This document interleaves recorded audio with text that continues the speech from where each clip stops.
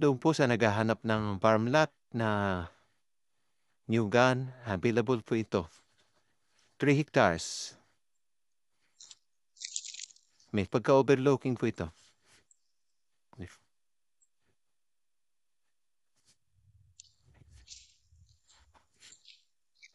Nasa 300 puno na new gun tanim.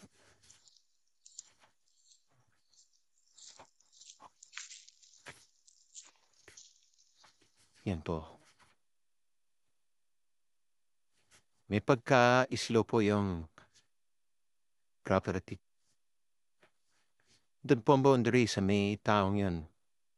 Tapos kapag ganun siya. Tapos ito, yan naman yung isang purong nyug na yan. Pag ganun naman siya. Yeah. Usually lang po siya pero napakaganda naman ang bunga ng nyug dito. At saka malapit lang din siya sa karsada. Kapag na-develop yung karsada, bali dadaan siya dito sa property. Yung barangay road. Isa ngayon, galing sa barangay road, kung pa lang to, 15 minutes na lakad. Pero pasok naman ang motor dito kapag panahon na mainit. Ayan.